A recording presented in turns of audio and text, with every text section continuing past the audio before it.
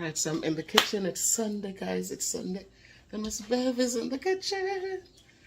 Alright, so this is what happened. My husband got up early. He has a welding assignment thing to go get done. But he got up and he cooked the rice and the peas. And he seasoned the fish. And he left the fish. So I'm going to cook the fish, guys. But tonight we're going to have fish for dinner. And I am going to do the fish. But while we do the fish, we're going to have some talk. We're going to still talk about some things as we get our kids ready for school.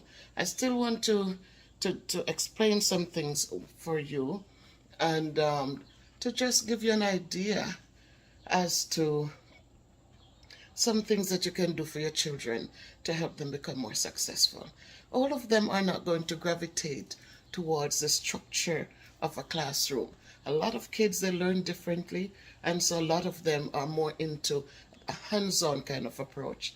And so I want to remind us that all children are not going to head to college, but we want to make sure they have the basics in everything. We want them to have a good foundation so that when they're ready to build, they can build successfully.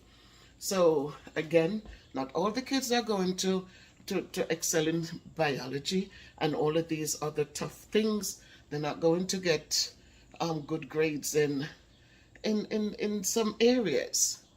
Even in math, when it comes to algebra and all of this conceptualization of the work, they're not going to. But we want to make sure they understand arithmetic. Because arithmetic, they have to be able to add, subtract, multiply, divide in everything that they decide to branch into. So whether it's hands-on, auto mechanics, plumbing, electrical work, arithmetic is necessary. All right? They want to start their own little daycare, branch it off into something great, having 3, 4 franchises. They need to learn. So whatever, if it's real estate, they have to know basic facts, right? So we want to make sure that they're strong in those areas.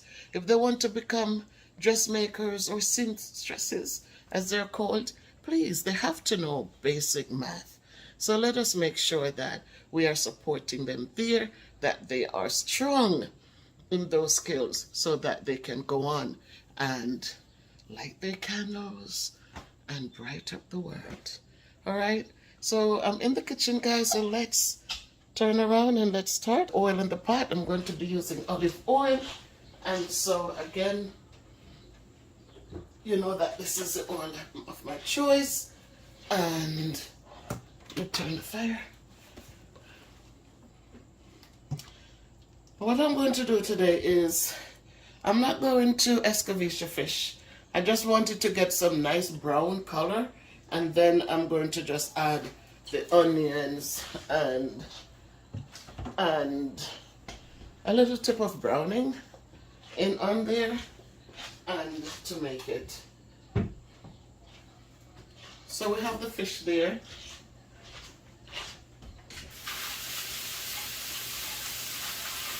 Make sure I wash my hands as I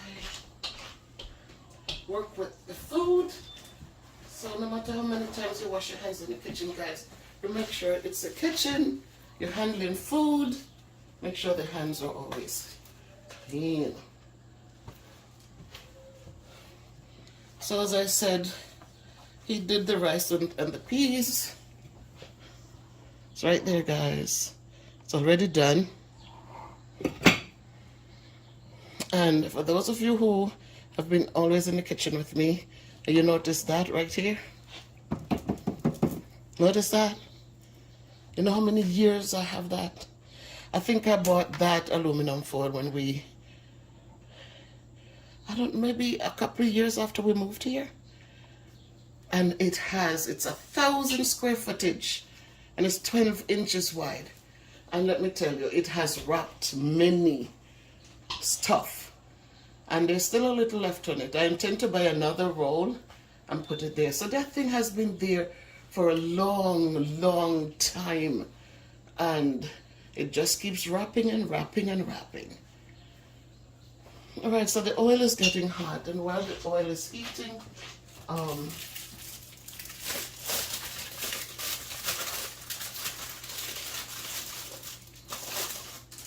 Right, these are already seasoned. These are the fish. They are already seasoned. I think I'm going to cut them. I'm just going to cut them. They're just big. I guess it's Sunday. One of those, when you have one of these, you want to do it with vegetables, not rice with peas. This is a lot.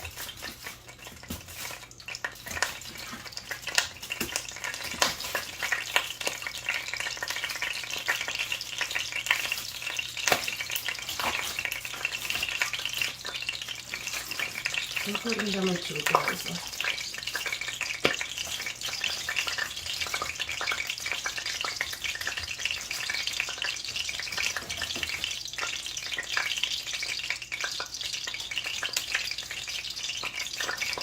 Yep, I think this is better. So I cut them in two.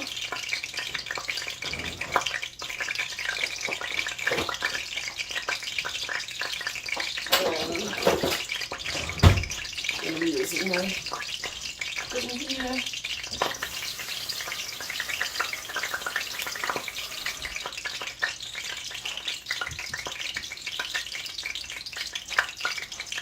This is better to grab the fish. When you find fish, just be careful. So the oil does pop, and when it pops, it can burn.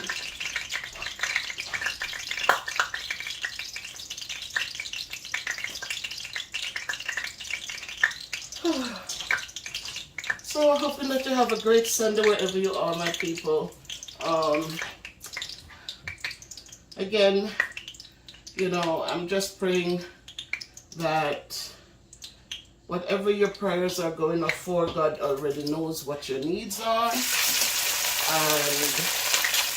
as you pray and God open doors for you, might not be the doors you are expecting to be open, but listen to me. Sometimes we don't see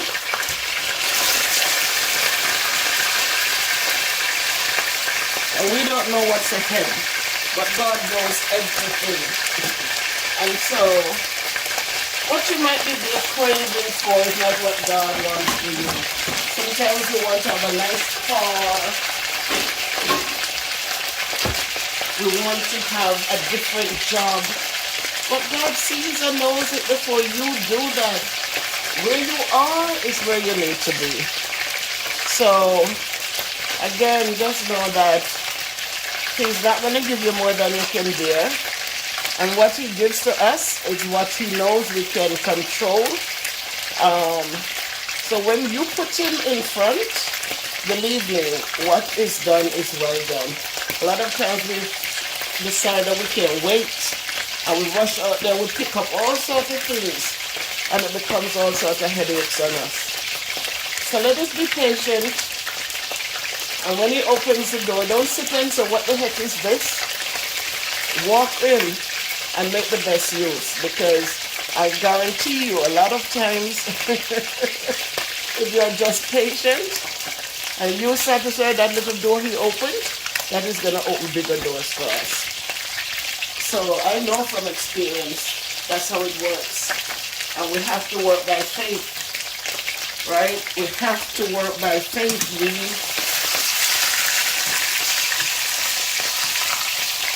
I don't want them to be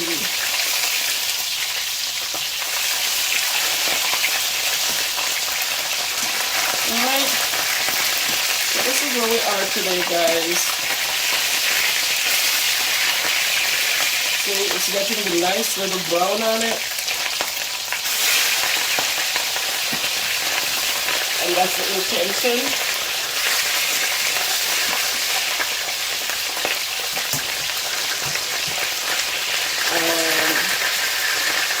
Again, as I said, when you're doing your fish, make sure you have your tongs.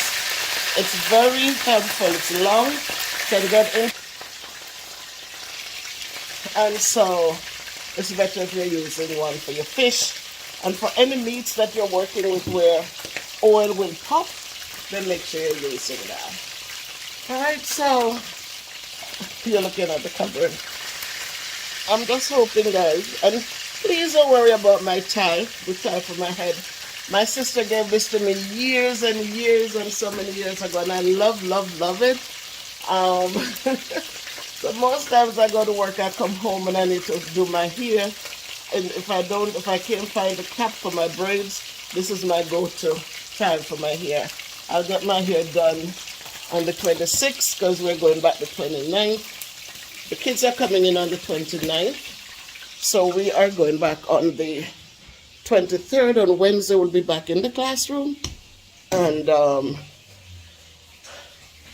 so I'll get my hair done on the 26th. So we can move on. So as I was talking to you guys about the different ways our children learn, again I said not every child is going to be a college graduate. They're going to come with different skill sets, different mindsets. Some of them will be artists, right? Some of them will be electronics people. I'm hoping that you're teaching your kids how to use these smartphones so that they can become money makers using what is now a big thing for the world today. No matter where in the world you are, technology is a must. All right, so make sure you're teaching them. So today I put my machine out here, guys. I don't sew. This machine belonged to my mom, and she sent it up here to me many years before she died.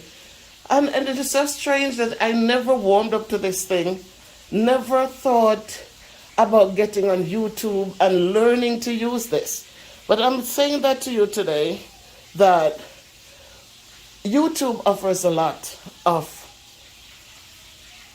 skills, a lot of how-to skills. Get on there, guys. You buy your daughters a sewing machine or your sons, you never know what they, if they have an interest in these things, provide them with the tools and go right to YouTube to help them understand them. I have a thing I'm going to have you listen to, and when I listen to it, I realize how true it is that we're failing our children. Because in America, what is the big thing? Manufacturing. How many of our kids are being taught manufacturing in school? How many of them? I teach middle school. That is a no existence thing, right? You go to Jamaica where they have bauxite, they have all of this that kids can learn to do. But how many of them know how to mine anything? How many of them know how to create and to start their own businesses in these big things? Nope. Because you have the other kids who are practicing in their schools around the world to come in and to take over the things that our children have available to them where they are. Right? So as I say to us, guys, we need to start opening our kids' eyes to things that will help them to be successful. We need to open their eyes to things that can help them to compete. Let's stop forcing our kids to learn the things that they're not even interested in. Let us help our kids to stop being failures academically just because they're not interested in that. Let us start empowering our kids. You as parents, you have that opportunity. YouTube is wide open. There's so much on there. You can sit and learn together with your kids. So much out there. So instead of having them stifling themselves into hardcore algebra, and if they don't pass it, they can go on to the next level, let us start helping them to build where they are, use their hands to create and to make money where they are, to put things on Amazon or that can help them make money, open up their own stores, their own small businesses. They don't have to get stuck here. If your child wants to become a hairdresser, that child can become a hairdresser with one chair in somebody's business place and grow from there to owning many business places all over the place. They don't have to be stuck. They can start out with one, but their ambition is, you know what, I want my own shop. I want to be able to rent 5 chairs to 5 people. And when I establish myself here in Connecticut, I want to go to New York and have a shop there too. And do the things that can help them to grow instead of getting caught up into petty stuff, selling drugs where they have to look over their shoulders and their lives are in danger because they're selling for somebody, because they'll never be the big man. They're going to be the little one down at the bottom. If they can read, if they can write, they would be the runners for people. They would be on the street corners peddling for people. Their lives are the ones that are snuffed out, while the big man who provides it, they sit back and they live big, they smoke their cigars, they travel around the world, they have their private jets. And your child is maimed, or his body is riddled with bullets, or they're already dead and gone because they're trying to make $1 because they can't read and they can't write. So today I just wanted to speak to us again, because we talk about teaching them to be respectful and to be mannerable. We teach them these things, how to be thankful. I tell you this as we talk about being thankful, that at the end of the school year I did give out the scholarship, $250 to a student, my top student in math, because I love math. I want them to do well in arithmetic. I want them to do well in the math. I want them to do well. And I decided to give the young man the scholarship, right? And the little boy, he went home, and I didn't hear a word from his mom, right? Mind you, a kid comes home, and they said, oh, my teacher gave me this. I personally, if my son came in, or my kid, my daughters, and they said, Mommy, look, my teacher gave me all this money for doing well in math, I would have called the teacher to say, okay, my son came with this, he said it's from you. I would say thank you. But this didn't happen, guys. And so I did it in check form, and I didn't put a name on it, but I said to him that when Mom is ready, she goes to Bank of America, and she doesn't have to have an account. She goes to the bank, and they would be able to cash it on my account. I called the kid one morning to remind him in August, because I didn't want them to cash it in July and then it's done, and then to go to school, it's a struggle. I called him in July, about the end of July, and I reminded them, to remind them. He picked up the phone and he says, Mom was sick. And I again explained the situation, put her name on the check, go to Bank of America. And would you believe that I spoke to that kid and the mom never came to the phone, no matter how sick she was. She never said on the phone, thanks to your teacher for me, or Mrs. Salmon Black, thank you, I'm not feeling well, but I must say thank you. Again, as I said, our blessings come from God. But let us not be fooled. Let us not sit here and act as if we don't feel good when people say thanks to us. Let us never sit there and pretend. Because a lot of us, because it's not you, when it's other people saying it, then we feel like, oh my God, what's wrong with her? She's doing it for God. No, we're doing it for the people around us. And when we appreciate what people do for us, when we say thank you, it makes the person want to do more. It's like little children. You look at kids, and when you teach them little things, you see how happy they are. If you're potty training a child and you make him or her passing the stool be a bad thing, you slap them because they mess up in their pants, or you treat them badly, believe me, it becomes a problem later. Because this child becomes so traumatized that they will continue pooping, or they hold it in and get sick because they're afraid of the ridicule. But when you clap hands and say, wow, good job, look at that nice poop you put out there. You let them know, yes, I'm doing something good. My bowels are working well, and they want to make sure the next time they put it in the right place. And when they feel like doing it, they don't feel ashamed. They don't have to feel, like they have to hold it in until it poisons them. But they can pass it out because this seems like a good thing. My mom was happy when I did it. So I was, even though I'm not delving on it, but I was just saying to us as parents, teach thankfulness. You practice thankfulness and let your children emulate it. And they went to the bank on the Friday and they got the check cash. And until this minute I'm talking to you on this video, Mom has not reached out to say thank you, Mrs. Salmon Black. But is that going to deter me from not selecting another student at the end of the school year if I make it? No, it won't deter me. I will still give a scholarship for that top math student. And I will continue to do it regardless of thankfulness or not. But it's not about, guys, you're going to say God blesses you already, it's God. No, we need to teach children to be thankful. We need to teach them those kind things that encourages others. We're not looking for them to say, well, you gave me $250, I'm going to give you $250 when I say, no, we're not looking for anything. But we can learn to say thank you. It makes us feel good. All right? So as we go forward, guys, I want you to listen to this message that one of my friends shared with me. And it is so powerful and it is so true that, yes, a lot of things that our children are learning in school, they're not going to be using 80% or 90% of it ever.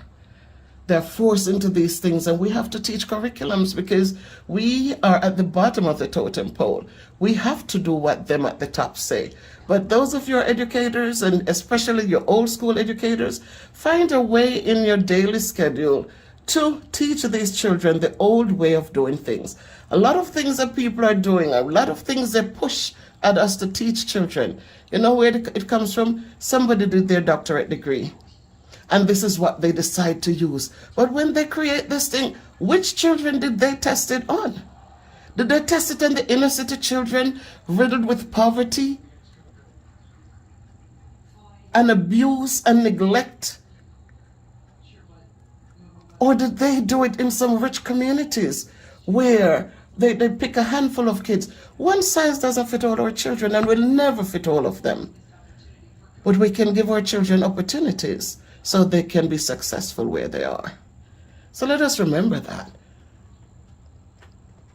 Let us remember. So they buy these things and they support their friends and they buy their work and they get millions of dollars from the education budgets each year.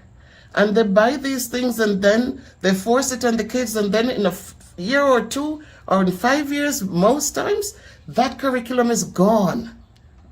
That curriculum is non-existent. All those books are thrown in the garbage. I remembered when we went to school. And our older cousins went to school, if we had siblings. And everybody in Jamaica, they're reading Nola. This is Nola. This is Bob. This is Mother. This is Father. Right? Father goes to work. Nola goes to school. Mother stays at home with Bob. And that book was circulated years upon years upon years. Because what it is, once you learn words, guys, you don't need all sorts of different textbooks to read. If you understand phonics and you know your phonemes, you can read whatever they put in front of you. So you don't need a degree to be able to read. If you know sounds, if you know how to put them together, you're going to be able to say words. So every time you see them spending all this money and you see some poor kids up there, just open up some parenting classes, teach parents how to sew, teach parents how to cook a meal or to serve, and have them maybe open their own little restaurants, have them come together, open up a little factory to make school uniforms for children, have them be able to be self-sufficient. You know how far we'd have gone. But no, if everybody gets to be successful, who is going to fill the jail cells? Who is going to fill the jail cells? Let us teach above their heads so they'll never make it. Because if they don't make it, then the people who build the jail cells, they will be able to make a living. Let us remember that everything is dependent on everything else, right? So the doctor, you go to the doctor, they're going to give you everything you need to make you well? Never. Because if they make you well, who is going to pay their bills? They need us in order to pay their bills. So even when it's not even serious, they're writing a prescription, right? Because they get a bonus back from the amount of prescriptions they send out to the pharmaceutical companies, right? If they make you well, then they're not going to have recurring money to pay their bills. The police, if you don't have criminals, if you don't have kids who didn't do well in school, if you're not teaching your kids kindness and loving behaviors, if you're not teaching them good manners, then of course the police will have his job, because these are the kids who go out and they're daring and they're taking what doesn't belong to them, and they're killing people because they cannot have a conversation. Everything becomes an argument, and arguments lead to bloodshed, right? If the kids do well, then who's going to sell the drugs? When the big man comes into the community and drops off his drugs, who is going to do it? A smart kid will say, no, not interested. But a kid who can't read, who doesn't have a job, they will be glad for the opportunity. They will be glad for that gun to act like they're big and they're invincible. If everybody could read, right? What about the lawyer? If everybody's doing well, then we don't need lawyers to defend anything, because our children are doing well. They're being progressing in countries where these things are limited, right? People live well because they don't have to be afraid. But in our communities, we're afraid.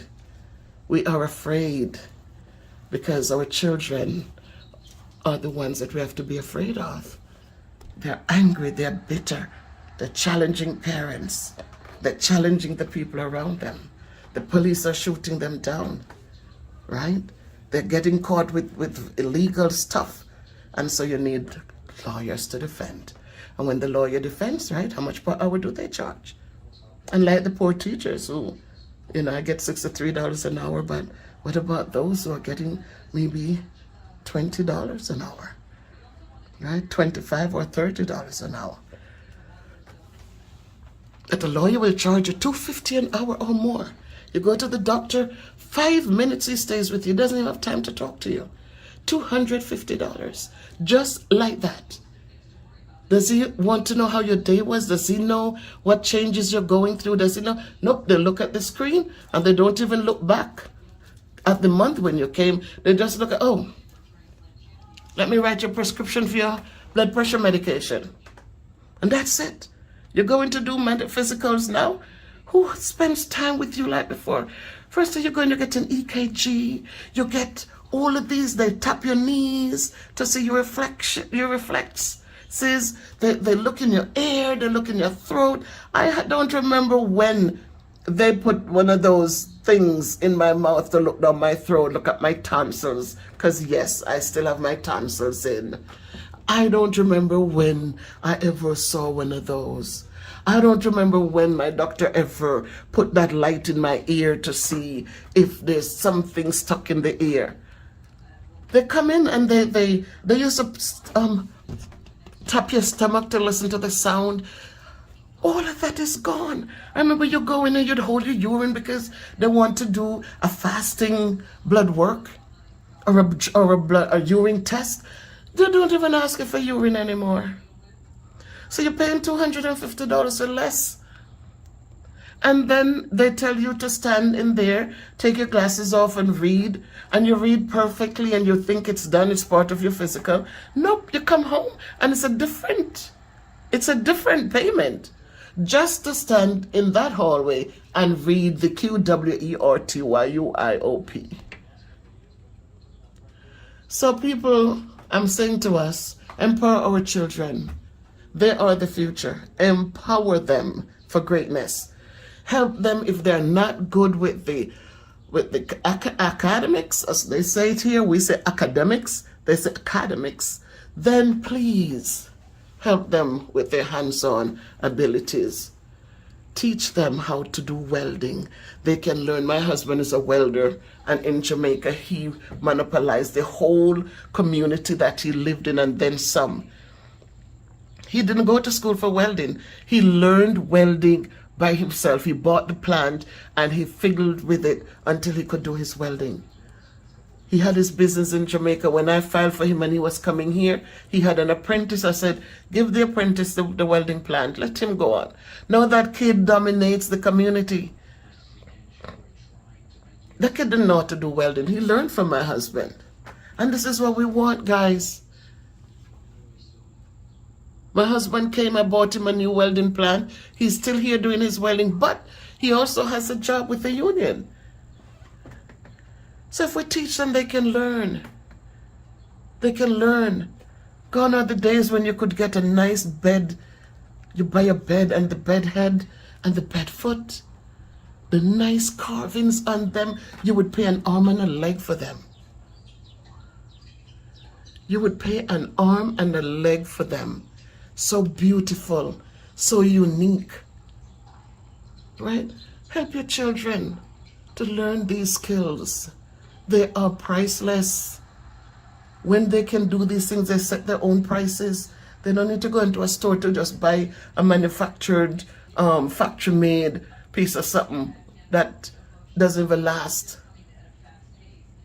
So please help our children. Our children are great children and they know how to do well. If we teach them how to do well, if we teach them that they can become part of society in a positive way, they can make their own monies and build and build. Teach them to have the backbone and the skills they need. The good mannerisms that will allow them to do business with people, that they can be respectful and kind and they can deal with conflicts in a positive way and shake hands at the end and move on and carry on their business. Teach them those things.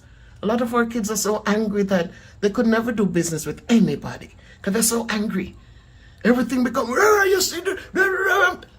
nobody wants to do business with you. But if you can look and listen and say, oops, I'm sorry, and I didn't even look at it that way.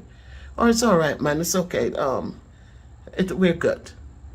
Then watch and see how they will excel. So I'm just here, guys. I'm going to finish cooking now. I'm going to do the video when I edit it in. You're going to hear what the guy has to say about kids not learning what they need to be successful. They're not, and it is so true. And I'm speaking from experience. It is true what he says. And that is why when I teach old school. My director, who appreciates my work, regardless of what needs to be done, yes, they give you a big pushback. But I also know that, and I say it often, I don't shut my mouth when it comes to them, then they know it, that our children will do well if they know the basic things. If we teach them where they can understand it and they can connect to it, they will be able to conceptualize all this thing later on. A lot of them don't need the conceptualizations because if they know how to measure something, I know this is 12 inches. If they know 12 inches is in 1 foot, and if I measure this and it is 5 of those 12 inches, then we know it's 60 inches, and that's 5 feet long. Then they can manage. They can manage. If they know to find the area of the room, it's going to be the length times the width in square units of measurement, they can manage. They don't need all the other stuff that is confusing them and pushing them away from learning. So let us not forget the old way of teaching, guys. With all of what they're doing, the old way of teaching is what everybody knows coming down the pipe. Parents will be able to help children with math if we go back to the old way of teaching the math. The numbers haven't changed, have they? They haven't changed. A and D is still and from I was a baby till now 63 years later and beyond that. TAG is a V. The words are the same. They might have added stuff, but the basic skills that kids need to be successful are the same. We don't need to complicate it. We don't need to oh, well, they don't need this anymore and they have to learn this way and they have to and they have to. And they have to, and all of these have to, and this is research-based. What research did they base it on? Which kids did they base it off? Somebody's dissertation? But I know the words haven't changed, right? They spell the same. They haven't changed. We know that one is singular. We know more than one is plural. We still have one boy, two boys, one girl, two girls.